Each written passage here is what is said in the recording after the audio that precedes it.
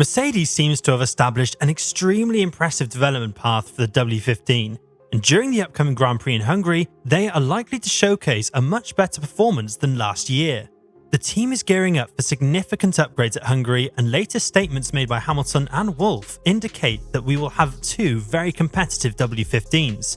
But with rival teams finding diminishing returns in development, can Mercedes find that 10th or two to be regular race winners starting from Hungary? Mercedes are scripting a comeback story in 2024 as the Silver Arrows are back on track when it comes to competing for podiums consistently. Looking at their recent form since Monaco, the Brackley-based team has scored the most points under the constructors' tally, which goes to show that they do not plan to stop here anytime soon. Keep in mind that this number would have been far greater if not for Russell's unfortunate retirement from the British Grand Prix following a power unit cooling issue. Be that as it may, Mercedes are now chasing more performance out of the W15 from what seems to be a well-executed development strategy, and as Wolff recently said, everything that didn't make sense made sense, and wind tunnel simulator findings translated into real gains on track.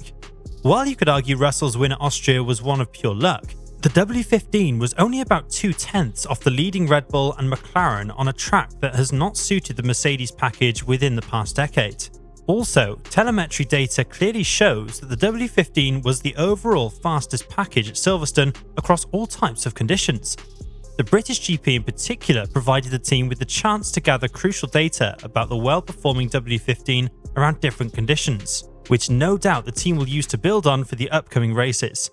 When talking about this, Lewis Hamilton believes that the team now is in a position to fight for regular race wins, and he feels the team is one upgrade away from cementing its position at the front, adding, "The fact that we've really all come together, everyone's done such a great job to get the car into a place where we're feeling much more comfortable and really changes from the foundation from last year.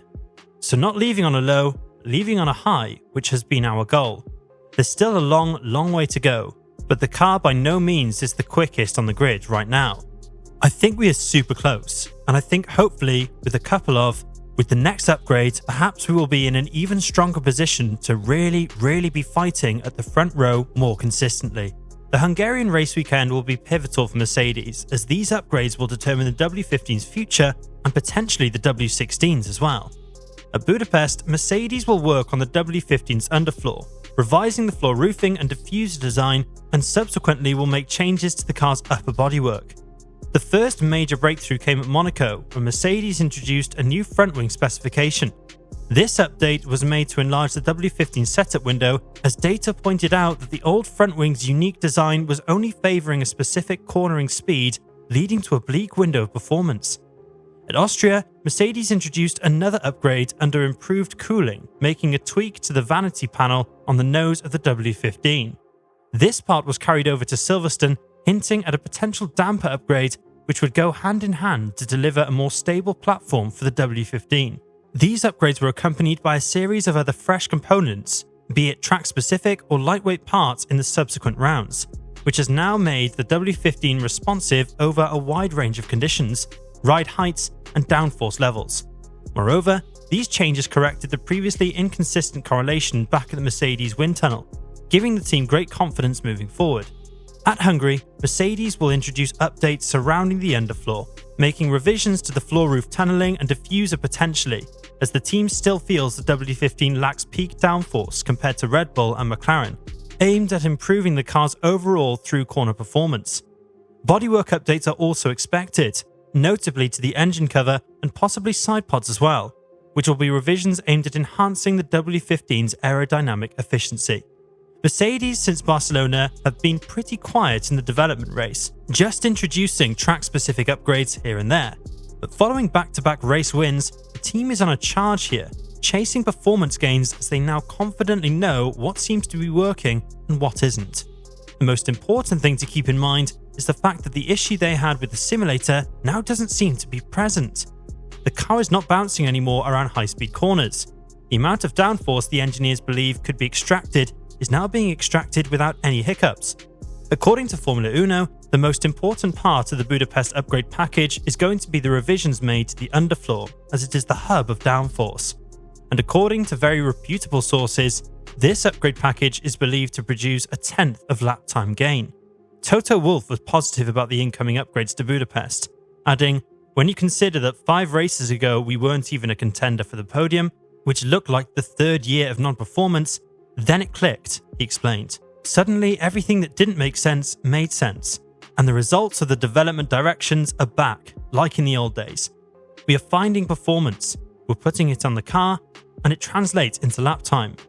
That wasn't the case for the last 2 years. There's more to come in terms of performance," he said. "We're bringing upgrades to Budapest and Spa." Toto Wolff and James Allison are both equally excited about the team's trajectory in 2024, as both of them believe that Mercedes are in the driving seat to become once more the top force of Formula 1. And the plan to do it is by forcing themselves to the front, by making the moves first in the developments race to potentially catch rival teams off guard. Back at Brackley, the team is living up to this promise, as the team has worked on an upgrade detail different to that of every other top F1 team, such as McLaren, Ferrari and Red Bull. Mercedes, according to Allison, are taking the game by milliseconds and tenths of a second, rather than aiming at 3 or 5 tenths at a time. That has brought Mercedes close to the front, and Allison revealed recently this is his approach to remain dominant for the years to come. And when talking about upgrades, Allison went on to say, "Our challenge is just to keep those upgrades arriving at a pace that the others cannot keep up with. In doing that, we are just bullying our car to the front by virtue of the effort made by everybody here in the factory over the coming weeks and months. The Hungarian Grand Prix is the point where the silver arrows are going to hit the accelerator pedal, bringing 2 significant upgrade packages in back-to-back races to see where they stand in the competitive order right before the summer break. Checking on the Grand Prix itself, Budapest is the last race where Hamilton took his last pole back in 2023 in the W14. Considering how much better the W15 is this season, it stands to reason to expect Mercedes right at the front. The Budapest circuit is filled with medium to low speed corners, so not a big compromise for the teams to make, and that will definitely pay into the hands of Mercedes, but also to Red Bull, Ferrari and McLaren. But it remains to be seen exactly how well this upgrade package does perform at Budapest. Assuming that the German outfit avoids the downward spiral currently happening at Ferrari, there is every reason to expect more wins from the Silver Arrows down the line. After all, this year's WD15 represents a relatively new aerodynamic philosophy for the team. But what do you guys think? Can Mercedes add that little performance needed at Hungary with upgrades to make the WD15 a regular race winner? We are very much into your thoughts and perspectives in the comment section down below. And on your way down, don't forget to subscribe to the channel to get notified of our future uploads to keep yourselves up to date about the 2024 Formula 1 season.